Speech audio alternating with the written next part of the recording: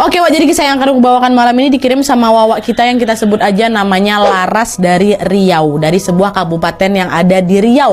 Halo Laras, pengalaman horor yang dialami sama Laras ini terjadi pada tahun 2016 lalu Wak, dan menimpa seluruh anggota keluarganya, khususnya ibunya. Oleh karena itu, sesuai dengan permintaan Laras dan juga keluarga, semua nama dalam cerita ini sudah aku samarkan demi menjaga privasi, sekaligus juga nama tempatnya, karena ini kabupatennya lumayan kecil Wak. Laras bilang kalau misalnya disebut ini pasti orang bakal tahu nih Kak, nanti kami jadi terusik lagi, kami nggak mau kayak gitulah intinya, jadi kalian mengerti aja lah ya. Oke, lanjut lagi Wak. Jadi keluarganya Laras ini terdiri dari 5 orang, ada ayah, ibu, kakak perempuannya Laras yang kita sebut aja namanya Kak Dea, terus anak keduanya Laras, terus adik perempuannya Laras yang bernama Dek Rina. Jadi 3 beradik perempuan semua. Teror mistis yang menimpa keluarga mereka ini terjadi pada saat si Laras ini kelas 3 SMP, bertepatan dengan Kak Dea yang baru saja memasuki semester awal perkuliahan, dan pada saat adik Rina ini masih kelas 1 SD. Pada saat itu mereka tinggal di rumah kontrakan milik nenek dari bapaknya. Nah, di sana bapak, ibu, dan juga Dek Rina menempati kamar utama, sedangkan Laras sama kakaknya tidur di kamar kedua. Peristiwa mengerikan yang meneror keluarganya Laras ini bermula pada suatu malam ketika mereka sedang bersiap untuk tidur nih Wak. Pada saat itu sekitar jam 9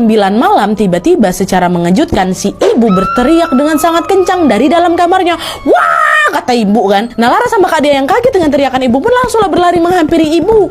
Nah, pas Laras sama Kak Dea ini masuk ke kamar ibu Wak, mereka semakin terkejut setelah mengetahui apa yang sebenarnya membuat ibu ini berteriak kencang. Jadi ternyata Wak, waktu itu saat ibu mau membenarkan posisi tidurnya adik Rina, kebetulan adik Rina ini tidurnya banyak gerak Wak. Jadi ibu tuh khawatir kalau salah posisi nanti sakit leher kau gitu, maksud ibu kan. Tapi waktu ibu mau mengangkat kepalanya adik Rina ini dan akan menggeser sedikit letak bantalnya si adik, ibu tuh merasa seperti ada sesuatu yang lembek gitu di bawah bantal adik ini.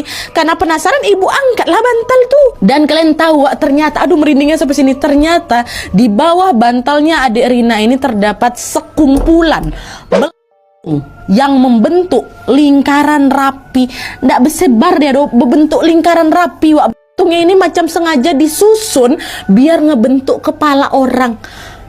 Nggak ada yang keluar garis doi, ibaratnya betul-betul bulat kayak gitu. Dan anehnya lagi Wak, di bagian tengah lingkaran itu terdapat satu warnanya hitam. Tung itu langsung buat ibu ini langsung panik, makanya menjerit. Melihat ibu yang panik dan masih syok itu, ayah pun memilih untuk nggak ambil pusing. Ayah bilang, dah, bersihkan itu jorok. Ayo cepat bersihkan. Dah, dibuang sama ayah keluar rumah itu. Setelah itu ayah pun meminta mereka untuk balik lagi ke kamar masing-masing biar segera tidur. Dah, balik kalian semua. Dah, tidur. Nggak ada apa-apa ini. Dah, Bu, tidur lagi, Bu. Nah, besok paginya Wak, mereka pun kembali beraktivitas seperti biasa. Tapi ibu yang sering overthinking ini